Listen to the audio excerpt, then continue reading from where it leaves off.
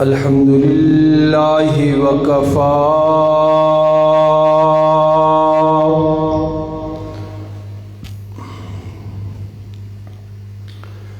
الذي خلق الأرض والسماوات العلى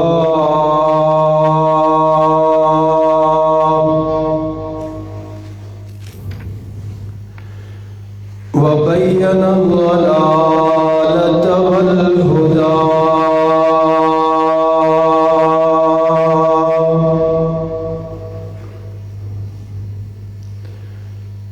لا شريك له في الأرض ولا في السماء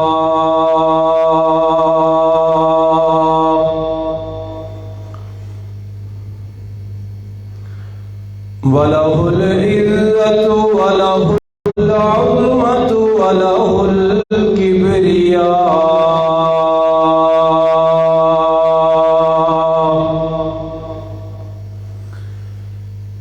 وعليه التوكل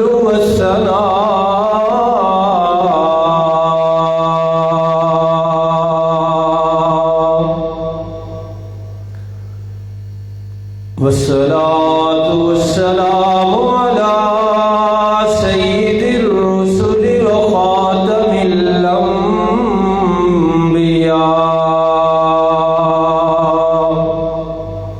الأنبياء أرسله الله بالحق بشيرا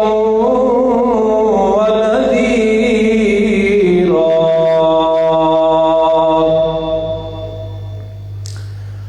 وداعيا إلى الله بإذنه وسراجا منيرا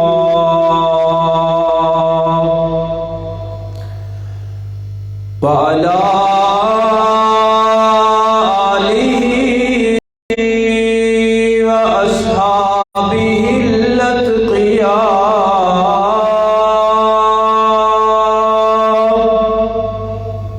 الأتقياء الذين هم خلاصة العرب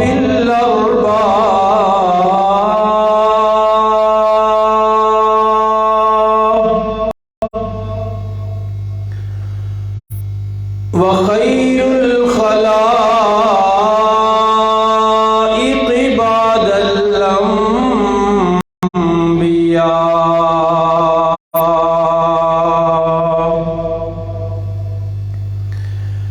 أما بعد فأعوذ بالله من الشيطان الرجيم بسم الله الرحمن الرحيم فأخذتهم الرجفة فأصبحوا في دارهم جاثمين صدق الله العظيم وبلغنا رسوله النبي الأمي الأمين العظيم الكريم ونحن على ذلك لمن الشاهدين والشاكرين والحمد لله رب العالمين اللهم صل على محمد وعلى آل محمد كما صليت على إبراهيم وعلى آل إبراهيم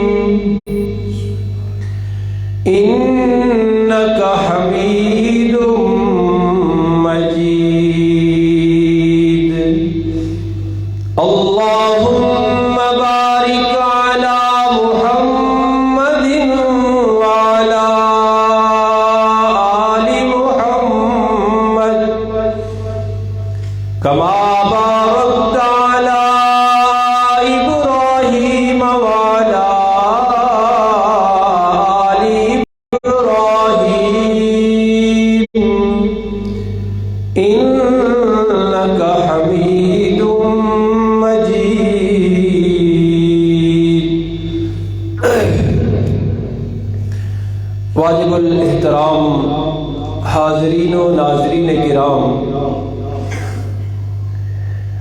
اسی ہفتے میں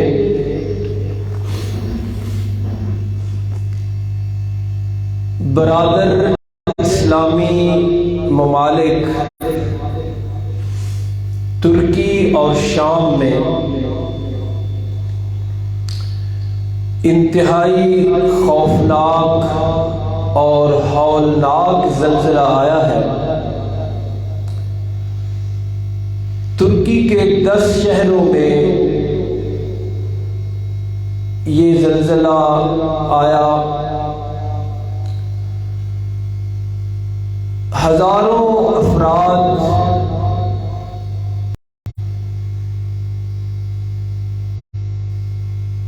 پل بھر میں موت کی آغوش میں چلے گئے۔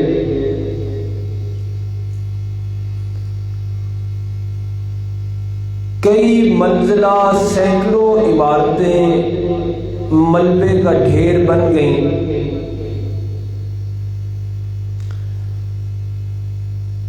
اور جتنے افراد موت کے گھاٹ اترے ہیں ان سے زیادہ زخمی ہیں، اور نامعلوم کتنے افراد ابھی تک ملبے کے نیچے دبے ہوئے ہیں۔ بڑا ہی خوفناک اور ہولناک زلزلہ تھا۔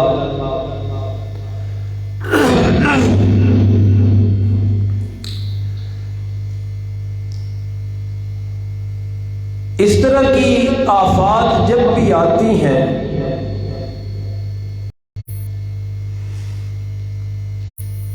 تو کچھ لوگ اپنی ڈیوٹی اور فرض سمجھتے ہیں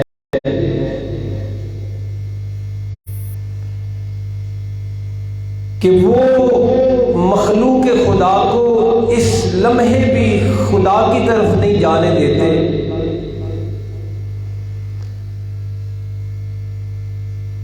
اور اپنے اپنے ذرائع ابلاغ کے ذریعے یہ بتانا شروع کر دیتے ہیں کہ یہ سائنسدانوں نے کیا ہے اور اس کی یہ وجہ ہے اور اس کی یہ وجہ ہے۔ لیکن وہیں ممبر و محراب کے خادمین اپنے دیکھنے والوں اور سننے والوں کو ضرور متوجہ کرتے ہیں کہ لوگوں یہ اللہ کی ناراضگی کا اظہار ہے۔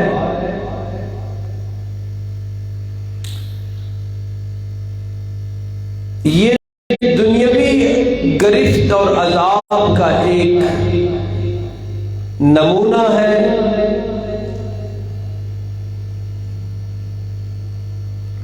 کیونکہ اس دھرتی پر، اس زمین پر جب کبھی اللہ کی نافرمانیاں حد سے گزرنے لگتی ہیں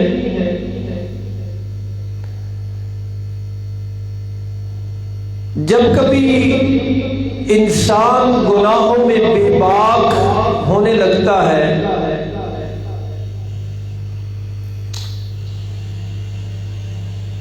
جب کبھی گناہوں کے انبار لگانے لگتا ہے انسان تو اس کائنات کا مالک ضرور غصے میں آتا ہے، اور وہ پھر اپنی ناراضگی کا اظہار اسی طرح کے عذاب اور گرفت کر کے کرتا ہے۔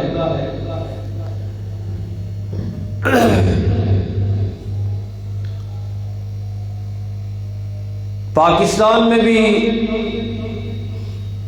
چند برس پہلے ایک شدید زلزلہ آیا تھا، تو زلزلے کے بعد یہی فکری جنگ شروع ہوتی ہے کہ یہ کس نے کیا، کیوں آیا۔ تو ممبر و محراب سے ہمیشہ قرآن و سنت کی روشنی میں یہ بتایا جاتا ہے کہ یہ اللہ کی ناراضگی کا اظہار ہے اور دنیاوی گرفت اور عذاب کا ایک نمونہ ہے۔ پچھلے سال پاکستان میں تاریخی اور تباہ کن سیلاب آیا، اس وقت بھی ہم نے قرآن و سنت کی روشنی میں آپ حضرات کے گوش گزار کیا تھا کہ کیا اسباب ہیں جن کی وجہ سے اللہ یہ گرفت کرتے ہیں اور پکڑ کرتے ہیں۔ تو آج کے اس تباہ کن اور شدید زلزلے کے حوالے سے بھی ہم قرآن و سنت سے روشنی لیں گے۔ قرآن نے ہمیں بتایا کہ پہلی قوموں کو بھی اللہ نے اس انداز میں پکڑا ہے، جب وہ حد سے گزرنے لگے تو اللہ نے ان کی نکیل ضرور کھینچی ہے۔ جب بھی کوئی بے لگام ہونے لگتا ہے تو چونکہ یہ کائنات اللہ کی ہے، اس لیے اللہ پھر وہ لگام ضرور کھینچتے ہیں۔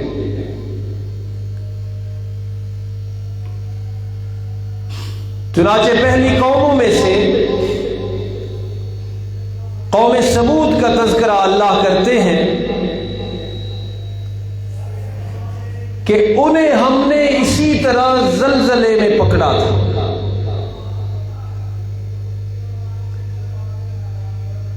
اور گزشتہ تاریخ اور قوموں کا ذکر تو ہے ہی، اللہ رب العالمین نے قیامت کے قریب پانی بہت گرم ہویا پہ ہاتھ بھی نہیں لگا جڑا پائپ اس سائڈ تے نا وہ تے اسی بند کرتا دو وال نے نا دو جی ایک اس سائڈ تے انہوں بالکل بند کر دیو، اس سائڈ والا پیلا جڑا انہوں کھول این کھولنا اتے۔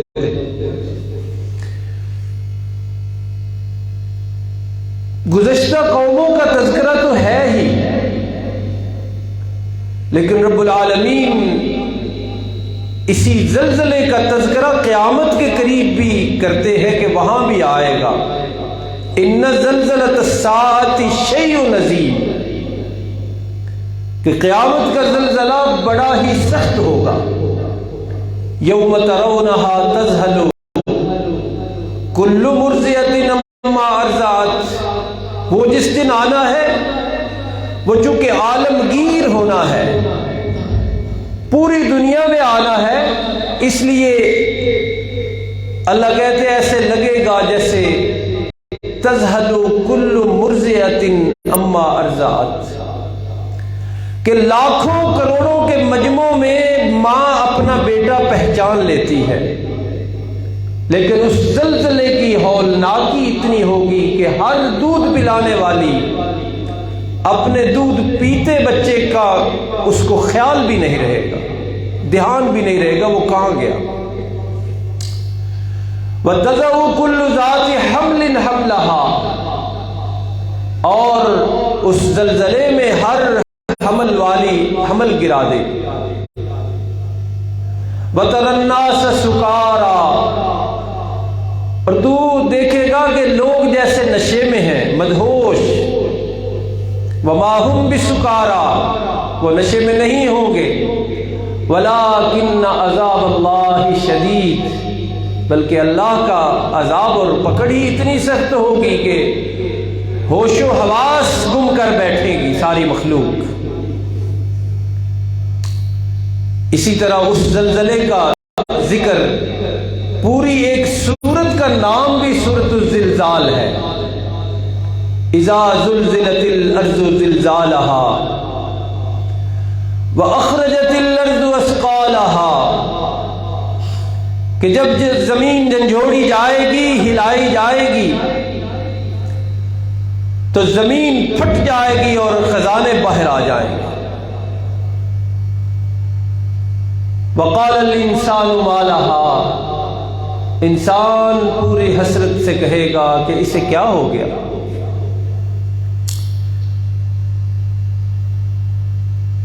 سورۃ النازعات میں فرمایا یوم ترجف الراجفہ، کہ یہ اس دن کی بات ہو رہی ہے جس دن کانپنے والی کانپے گی۔ تتبعها الرادفہ، پھر اس کے بعد دوبارہ زلزلہ آئے گا۔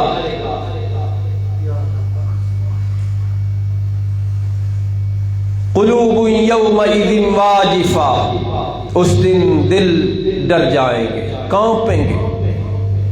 ابصارها خاشعہ، لوگوں کی آنکھیں ڈری ہوئی ہوں گی۔ تو وہ تو قیامت کا منظر ہے جو قیامت کو آنا ہے، لیکن ہم نے جو بات بڑی گہرائی میں جا کے سمجھنی ہے وہ یہ ہے کہ جب کبھی بندہ بے لگام ہوا ہے نا اس دھرتی پر، جب کبھی نصیحت اس کان سے سن کے دوسرے کان سے نکالی ہے نا انسان نے، جب کبھی سمجھانے والوں کا مذاق اڑایا گیا ہے نا، اور یہاں جب میں نے آیت پڑھی تو اس میں یہ ضرور لفظ ہے کہ وَلَٰكِن لَا تُحِبُّونَ النَّاصِحِينَ، یہ اسی قوم کے حوالے سے ہے کہ ناصح تمہیں اچھا نہیں لگتا، سمجھانے والے اور تمہیں جو اچھا نہیں لگتا، یہ اسی قوم میں بھی یہ بات بیان ہے۔ تو اللہ نے ہمیں قرآن میں بتایا کہ جب کبھی ماضی میں بھی انسان بے لگام ہوا ہے، گناہوں میں دلیر اور نڈر ہوا ہے، تو اللہ کو پکڑتے دیر نہیں لگی۔ اور خاص قوم سمود کے حوالے سے یہ ذکر ہے کہ انہیں زلزلے نے پکڑا تھا، تو انہی کا تذکرہ تھوڑا سا قرآن حکیم کے الفاظ میں پڑھ لیتے ہیں۔ فرمایا وَإِلَىٰ ثَمُودَ أَخَاهُمْ صَالِحًا،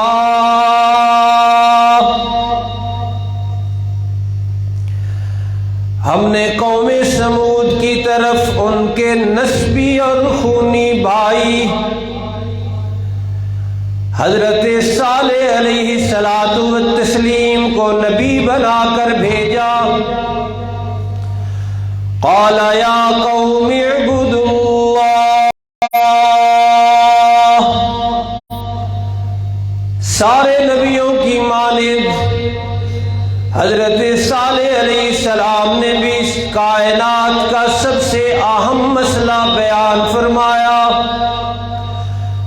سب سے اہم پیغام اپنی قوم کو دیا۔ یا قوم اعبدوا اللہ، اے میری قوم اللہ کی عبادت کرو۔ ما لکم من الہ غیرہ، اللہ کے سوا تمہارا کوئی الہ حاجت روا مشکل کشا نہیں ہے۔ واقعہ کئی جگہ بیان ہوا ہے سورت اور بھی کئی صورتوں میں، یہاں سورت الاعراف ہم پڑھ رہے ہیں، 8واں سپارہ۔ اللہ کے پیغمبر صلی علیہ الصلاۃ والتسلیم نے جب اللہ کا پیغام سنایا تو سب نے فوراً نہیں مانا، انکار کر دیا۔ انکار کرتے کرتے ایک دن کہنے لگے کہ اپنے نبی ہونے کی کوئی نشانی بتاؤ، اور نشانی بھی وہ جو ہمارے پسند اور ہماری شرائط کے مطابق ہو، منہ مانگی نشانی۔ کہنے لگے یہ جو پہاڑ ہے، اس پہاڑ کے اندر سے حاملہ اونٹنی نکلے، پہاڑ پھٹے، پہلی شرط یہ ہے، اور دوسری یہ ہے کہ اونٹنی نکلے اور تیسری شرط یہ ہے کہ وہ حاملہ ہو، اور چوتھی شرط یہ ہے کہ جیسے ہی پہاڑ کو وہ پھاڑ کر باہر آئے تو بچہ بھی جنے۔ منہ مانگی شرطیں اور منہ مانگی نشانی مانگی۔ اللہ کے پیغمبر چونکہ بڑے ہی خیر خواہ ہوتے ہیں، بارگاہ عزتی میں اللہ کے پیغمبر نے ہاتھ بلند کر دیے، دعا عرض کی اللہ کے اے اللہ میری قوم یہ نشانی مانگ رہی ہے کہ یہ نشانی مل جائے تو بات مان جائیں گے۔ تو اللہ تو علی کل شیء قدیر ہے۔ پہاڑ بھی پھٹا، اندر سے اونٹنی بھی نکلی، حاملہ بھی تھی، پہاڑ سے باہر آتے ہی بچہ بھی اس نے جن دیا۔ شرطیں پوری ہو گئی، لیکن مانا نہیں، بے لگام تھے نا، گناہوں پہ دلیر تھے، نافرمانیوں میں نہ ڈر اور بے خوف ہوئے تھے، اللہ کے پیغمبر کے مقابلے میں اترے ہوئے تھے، نہیں مانا۔ لیکن اللہ کے پیغمبر حضرت صالح علیہ السلام نے پھر اونٹنی کے حوالے سے ان کو سمجھائی باتیں کچھ، فرمایا قد جاءتکم بینۃ من ربکم، تمہارے رب کی طرف سے یہ نشانی تمہارے پاس آ گئی ہے، ہذہ ناقۃ اللہ،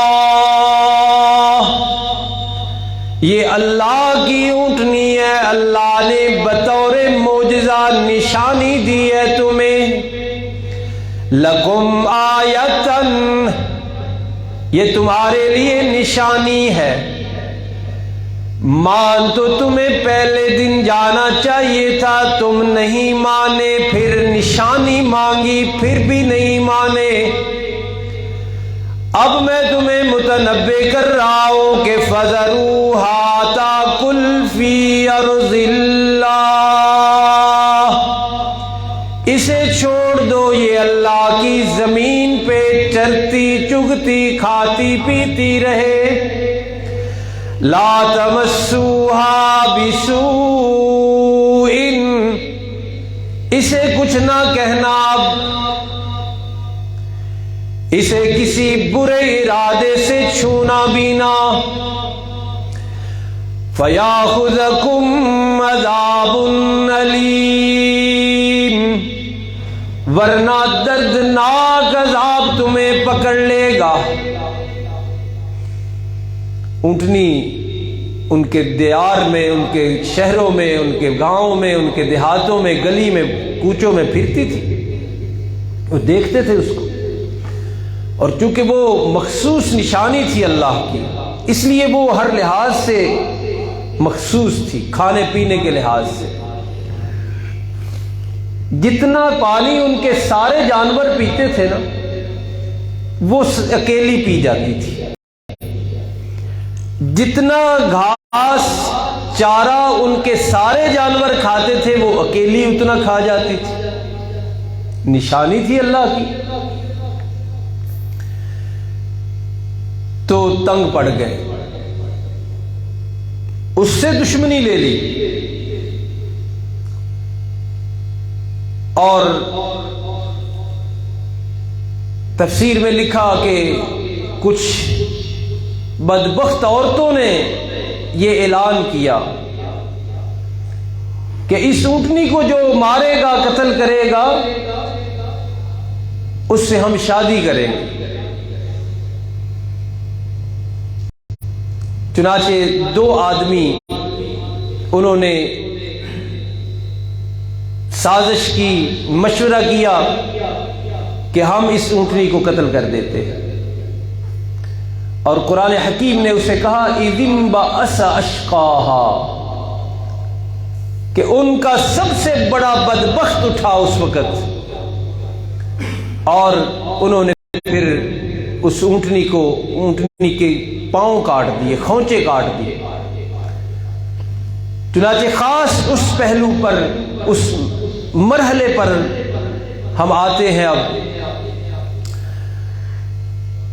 قرآن حکیم ہمیں بتاتا ہے کہ دیکھو تاریخ، سچی تاریخ جو قرآن کی آواز ہے، جو قرآن کے الفاظ ہے، انہیں دیکھ لو کہ جب اللہ کے پیغمبروں کا مقابلہ کیا گیا تو پھر ان سے کیا ہوا۔ قرآن کہتا ہے فَعَقَرُوا النَّاقَةَ، انہوں نے اللہ کی بھیجی ہوئی اس نشانی اونٹنی کے پاؤں کاٹ دیے۔ وَعَتَوْا عَنْ أَمْرِ رَبِّهِمْ، اور اپنے رب کا حکم ٹال دیا، نافرمانی کر دی اس کی۔ اور دیدہ دلیری دیکھیے ذرا، بہادری دیکھیے ذرا۔ قالوا یا صالح ائتنا بما تعدنا ان كنت من المرسلین، اونٹنی کو قتل کر کے کہنے لگے اے صالح پیغمبر، اگر تو ہے تو پیغمبر، اگر تو ہے تو رسول، فاتنا ائتنا بما تعدنا، روز جس عذاب کی دھمکیاں دیتا ہے وہ اسے لے آ، روز جس عذاب کے ڈراوے ہمیں دیتا ہے وہ عذاب لے آ۔ اتنے دیدہ دلیر حضرت صالح علیہ السلام نے انہیں فرمایا کہ 3 دن ہے تمہارے پاس۔ قرآن نے کہا تمتعوا فی دارکم 3 ایام، 3 دن ہے بس۔ کل آپ نے فرمایا کل جمعرات ہے، اور صرف میں تمہیں کہہ نہیں رہا، نشانی بھی بتاؤں گا عذاب آنے کی۔ فرمایا کل جمعرات ہے، تمہارے ساری قوم کے چہرے زرد ہو جائیں گے۔ آپ نے فرمایا پرسوں جمعہ ہے، ساری قوم کے چہرے سرخ ہو جائیں گے۔ 2 دن ہو گئے۔ آپ نے فرمایا تیسرے دن کی نشانی یہ ہے، اور وہی عذاب کا دن ہے کہ ساری قوم کے چہرے سیاہ ہو جائیں گے۔ اور قرآن کہتا ہے ذالک وعد غیر مکذوب، آپ نے فرمایا یہ ایسا وعدہ ہے کہ جھٹلایا نہیں جائے گا، جھوٹا وعدہ نہیں تم سے میں کر رہا۔ چنانچہ جمعرات کا دن آیا۔ خاص پہلو جو ہم نے پڑھنا ہے وہ یہی ہے کہ آج مسلمان بھی کتنا دیدہ دلیر ہو گیا۔ آج رب کی نافرمانیاں، ابھی جب ہم چھوٹے تھے، آپ حضرات بھی 15 20 30 سال پیچھے چلے جائیں تو چھپ کے ہوتی تھی نافرمانی۔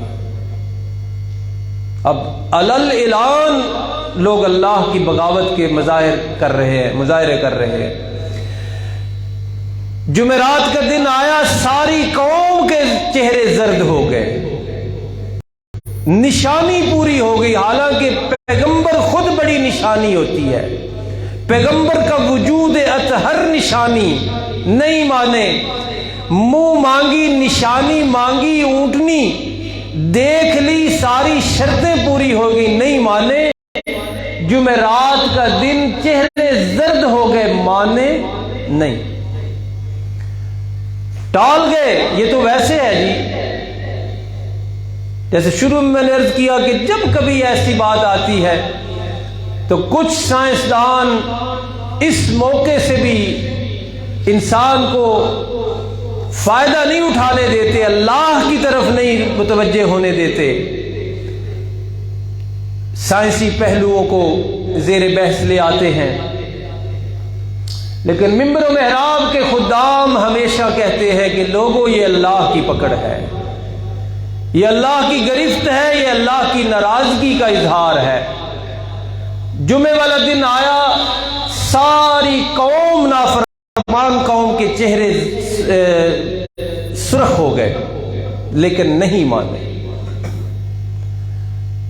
مذاق اڑاتے رہے، ڈرے نہیں، کانپے نہیں، اللہ کی طرف رجوع نہیں کیا۔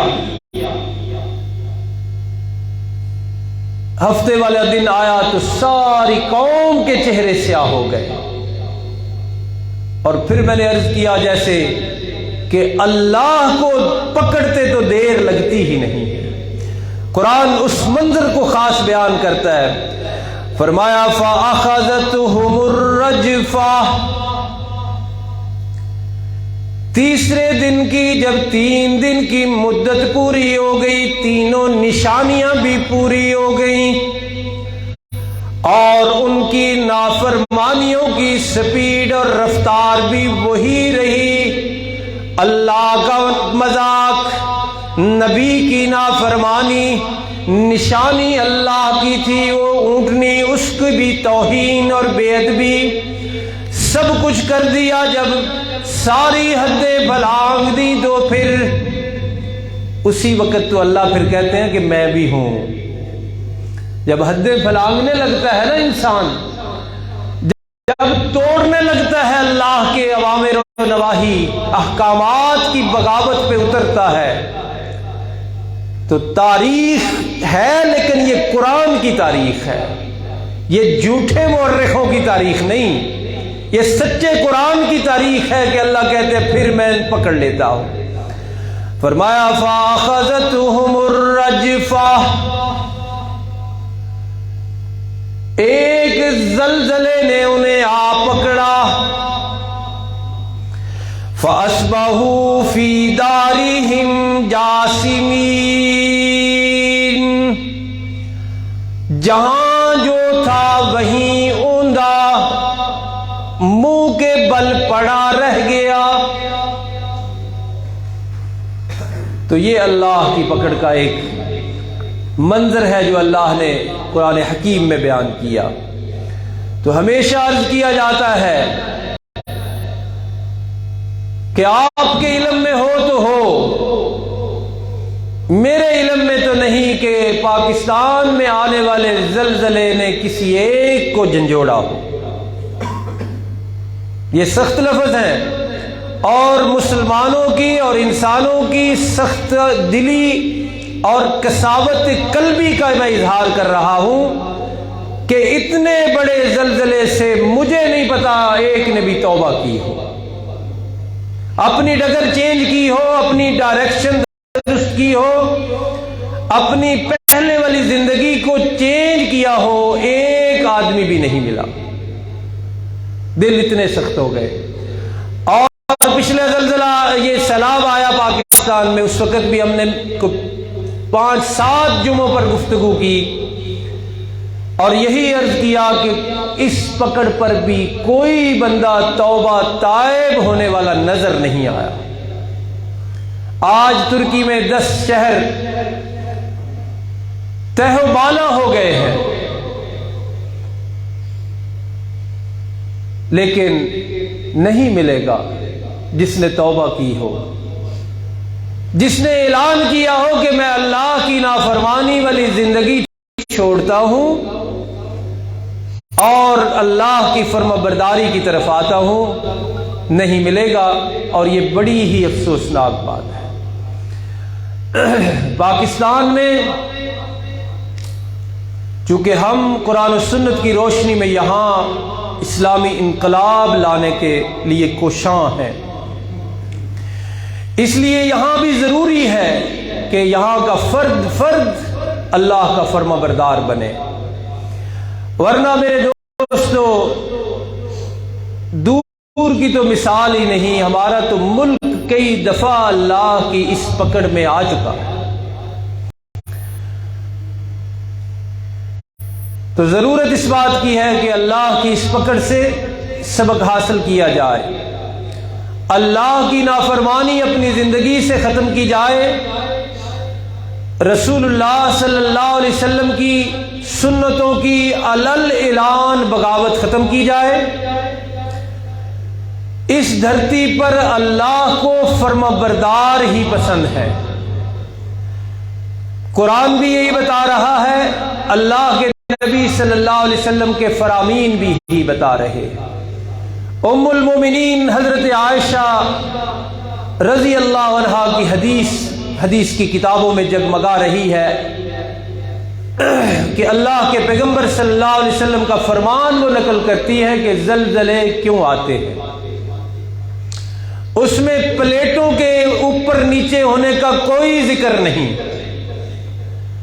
اس میں سائنسی دھماکوں کا کوئی ذکر نہیں، اس میں گناہوں کا ذکر ہے کہ یہ گناہ جب حد سے گزرنے لگتے ہیں اور اللہ کی نافرمانی علل اعلان ہونے لگتی ہے تو اس وقت زلزلے ضرور آتے ہیں۔ تو بڑی ضرورت ہے بات سمجھی جائے، بات دل میں بٹھائی جائے، بات کو ذہنوں میں بٹھایا جائے کہ اللہ کی دھرتی پر اللہ کو اللہ کی نافرمانی پسند نہیں ہے۔ اور اس کے ساتھ ہی پھر کوشش کی جائے سارے مسلمان، میں آپ، کہ اپنی زندگیوں کا جائزہ لیں۔ ایک تو موت ہے، وہ تو کسی وقت آ سکتی ہے، اس کا بھی خیال رکھیں، جانے کون سا سانس آخری سانس ہو۔ اور اس دنیا میں اب آیات پڑھنے کا وقت نہیں، اس دنیا میں اللہ کو ناراض کر کے اگر چلے گئے، میرے دوستوں قرآن میں لکھا ہے اس کا کوئی مداوع نہیں ہونا،